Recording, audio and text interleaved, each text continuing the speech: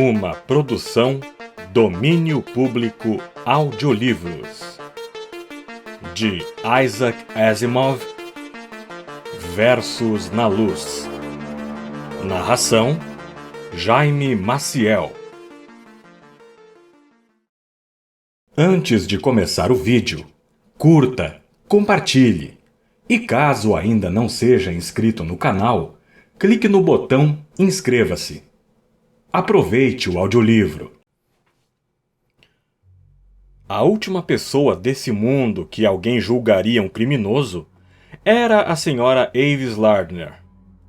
Viúva do grande mártir da astronáutica, era filantropa, colecionadora de arte, uma extraordinária anfitriã. E todos concordavam, um gênio artístico. Acima de tudo, era o mais gentil e bondoso ser humano que se podia imaginar. O marido, William J. Lardner, morreu, como todos sabemos, devido aos efeitos da radiação da luz solar, após ter deliberadamente permanecido no espaço, a fim de que uma espaçonave de passageiros pudesse levar seu veículo espacial em segurança à Estação Espacial número 5. Por isso, a senhora Lardner havia recebido uma generosa pensão, a qual investira bem e com muita sabedoria. Ao fim da meia-idade, estava rica. Sua casa era uma espécie de exposição permanente, um verdadeiro museu, contendo uma coleção de lindas joias, pequena, porém de extremo bom gosto.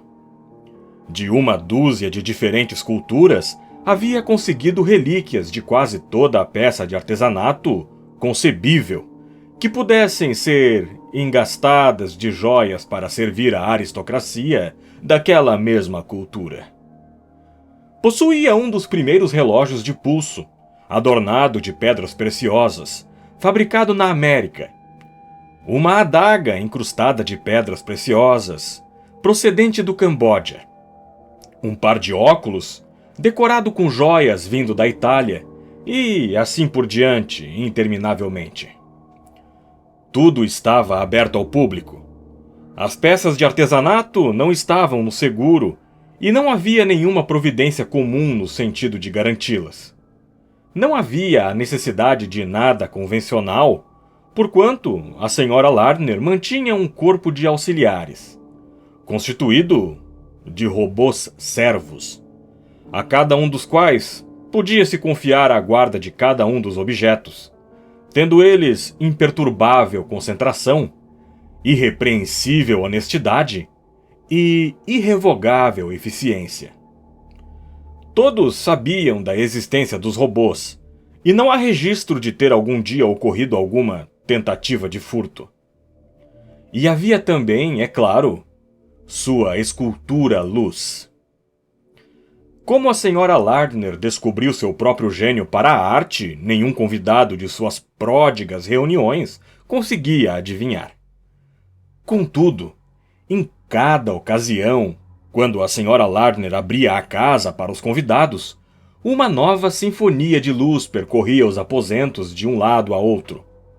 Curvas e sólidos tridimensionais, numa mescla de cores, algumas puras, outras difusas, e em surpreendentes efeitos cristalinos que mergulhavam no assombro de cada convidado, e que se ajustavam por si mesmos, de forma a embelezar os cabelos macios e azulados, e o rosto de contornos pouco definidos da senhora Lardner. Era por causa da escultura luz, mais do que por qualquer outra coisa, que os convidados apareciam. Nunca era a mesma duas vezes, e nunca deixava de explorar novos enfoques da arte. Muitas pessoas que podiam comprar consolo luz preparavam esculturas luz por diversão, mas ninguém chegava nem de longe a igualar a perícia da senhora Lardner, nem mesmo aqueles que se consideravam artistas profissionais. Ela mesma era encantadoramente modesta a respeito disso. Não, não, dizia ela, quando alguém ressudava lirismo. Eu não a denominaria poesia de luz. Isso é ser bondosa demais. No máximo, eu diria que se trata de meros versos na luz. E todos sorriam da sutil tirada de espírito. Embora fosse solicitada frequentemente a fazê-lo, jamais criava escultura à luz em outras ocasiões, salvo em suas próprias festas. Seria comercialização, costumava dizer. Contudo, não objetava à preparação de elaborados hologramas de suas esculturas, de forma que se tornassem permanentes e fossem reproduzidos em todos os museus do mundo. Tampouco nunca cobrou nada pelo uso que pudesse ser feito de suas esculturas luz. Eu não teria coragem de cobrar 1 centavo, dizia ela, abrindo bem os braços. É de graça para todos. Afinal de contas, eu mesma a uso durante pouco tempo. Era verdade. Ela nunca utilizava 2 vezes a mesma escultura luz. Ela própria cooperava quando eram feitos os hologramas, observando benignamente cada etapa. Estava sempre pronta a mandar que os robôs ajudassem. Por favor, Courtney, quer ter a bondade de ajustar a escadinha? Era o seu estilo. Sempre se dirigia aos robôs com a mais formal das cortesias. Certa ocasião, há muitos anos, quase fora repreendida por um funcionário federal do Bureau of Robots and Mechanical Man. Não pode fazer isso, disse ele severamente. Interfere na eficiência deles. São construídos para cumprir ordens e, quanto mais claramente lhes der as ordens, mais eficientes as cumprirão. Quando pede com elaborada polidez, compreendem com dificuldade que está sendo dada uma ordem e reagem mais lentamente. A senhora Lardner ergueu a aristocrática cabeça. Não exijo rapidez e eficiência, disse ela. Peço boa vontade. Meus robôs me amam. O funcionário poderia ter explicado que robôs não podem amar, mas murchou sob o olhar ofendido, ainda que meigo dela. Era fato conhecido de todos que a senhora Lardner jamais remeteu um robô à fábrica para ajustamentos. Seus cérebros positrônicos eram de enorme complexidade, e quando saem da fábrica, 1 em 10 não está perfeitamente regulado. Às vezes o desajuste não se revela durante um período de tempo, mas sempre que um engano se manifesta, a US Robots and Mechanical Man Corporation efetua a correção gratuitamente. A senhora Lardner sacudiu a cabeça. A partir do momento em que o robô está em minha casa, disse, e cumpre com seus deveres, as excentricidades secundárias devem ser toleradas. Não permitirei que seja maltratado. Era a pior coisa possível tentar explicar que um robô era apenas uma máquina. Ela dizia inflexivamente: Nada que seja tão inteligente como um robô pode ser apenas uma máquina. Trato-os como gente e pronto. Ela conservava até mesmo Max, embora fosse quase inútil. Mal se podia compreender o que se esperava dele. Contudo, a senhora Lardner insistia. Absolutamente, dizia firmemente. Ele é capaz de pegar e guardar chapéus e casacos perfeitamente. Segura objetos para mim. Sabe fazer muitas coisas. Mas por que não manda regulá-lo? Perguntou um amigo certa ocasião. Oh, eu não teria coragem. Ele é ele mesmo. É muito amável, sabe?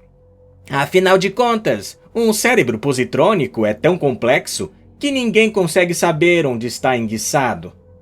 Se fosse ajustado para a perfeita normalidade, não haveria meios de recuperá-lo para a amabilidade que possui agora. E eu Não quero desfazer-me dele. Mas se ele está mal regulado, disse o amigo, olhando nervosamente para a senhora Lardner, não poderá ser perigoso? Nunca! A senhora Lardner deu uma risada. Tenho-o há anos. É completamente inofensivo. E é um amor. Na verdade, ele tinha a mesma aparência de todos os outros robôs. Liso, metálico, vagamente humano, mas inexpressivo. Contudo, para a bondosa senhora Lardner, todos eram gente, pessoas, todos meigos, todos adoráveis. Ela era assim. Como poderia cometer um crime? A última pessoa que alguém esperaria que fosse assassinado seria John Semper Travis. Introvertido e de modos suaves, estava no mundo, mas não pertencia a ele. Possuía aquele peculiar talento para a matemática que lhe tornava possível resolver mentalmente o complexo entrelaçamento de uma miríade de circuitos positrônicos cerebrais da mente de um robô. Era o engenheiro-chefe da US Robots and Mechanical Man Corporation, mas era também um entusiasmado amador em escultura-luz.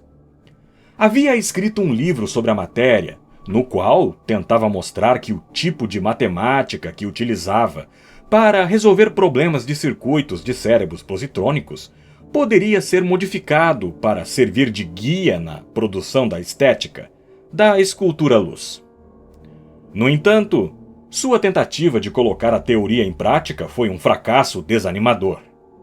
As esculturas que produziu, segundo seus princípios matemáticos, eram pesadas, mecânicas e sem interesse. Era a única razão de infelicidade em sua vida tranquila, introvertida e segura. No entanto, era a razão suficiente para sentir-se profundamente infeliz. Ele sabia que suas teorias eram corretas, se bem que não conseguisse pô-las em ação. Se não conseguisse produzir uma boa peça de escultura à luz... Naturalmente, estava a par da escultura à luz da senhora Lardner. Era universalmente aplaudida como um gênio, muito embora Travis soubesse que era incapaz de compreender mesmo o mais simples aspecto da matemática dos robôs. Havia trocado correspondência com ela, mas ela recusava-se obstinadamente a explicar seus métodos, levando-o a perguntar-se se ela possuía mesmo algum. Não seria mera intuição? Mas mesmo a intuição pode ser reduzida à matemática. Finalmente, ele conseguiu receber um convite para uma das festas. Precisava avistar-se com ela a todo custo. O Sr. Travis chegou bem tarde. Havia feito uma última tentativa com uma peça de escultura à luz que resultara num fracasso desalentador. Cumprimentou a senhora Lardner com uma espécie de enigmático respeito e disse: "Estranho aquele robô que pegou meu chapéu e casaco." Aquele é Max, disse a senhora Lardner. Está muito desregulado e é um modelo bem antigo. Por que razão não o manda para a fábrica? Oh, não, disse a senhora Lardner. Seria demasiado trabalho. De modo nenhum, senhora Lardner, disse Travis. A senhora ficaria surpresa com a simplicidade do trabalho. De vez que sou da US Robots, tomei a liberdade de ajustá-lo pessoalmente. Não levou tempo e a senhora verá que ele está agora em perfeitas condições de funcionamento. Uma estranha mudança ocorreu no rosto da senhora Lardner. A fúria estampou-se nele pela primeira vez em sua existência sossegada. Era como se os traços fisionômicos não soubessem qual posição tomar. Ajustou-o, Perguntou com voz aguda. Mas foi ele que criou as minhas esculturas, Luz? Foi o ajustamento defeituoso, o desajuste que você jamais conseguirá restaurar. Aquele... Foi uma grande desgraça que ela estivesse mostrando sua coleção naquele momento, e que a adaga com cabo cravejado com pedras preciosas, procedente do Camboja, estivesse sobre o tampo de mármore na mesa em frente dela. A fisionomia de Travis também se distorceu. A senhora quer dizer que, se eu tivesse estudado o estranho cérebro positrônico dele, eu poderia ter aprendido? Ela avançou com a arma com demasiada rapidez para alguém detê-la. Ele não tentou se esquivar ao golpe. Há quem diga que foi ao encontro dele, como se quisesse morrer. Fim.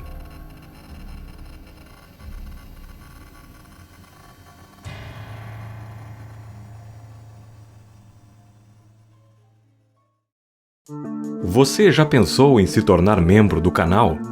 Fazendo isso, você estará ajudando o canal a crescer e alcançar mais pessoas apaixonadas por audiolivros. Outra forma de contribuir é clicando no botão Valeu, abaixo deste vídeo. Você pode nos ajudar com qualquer valor e contribuir diretamente para a melhoria do canal. Cada doação é extremamente valiosa e nos ajuda a investir em equipamentos melhores, produzir mais conteúdo e continuar trazendo audiolivros de qualidade para você. Não deixe de visitar nosso website dominiopublicoaudiolivros.com.br para ficar por dentro das novidades do canal. Siga-nos também no Instagram e Facebook para conteúdo exclusivo. Obrigado pela sua audiência. Nos vemos no próximo vídeo, aqui no canal Domínio Público Audiolivros.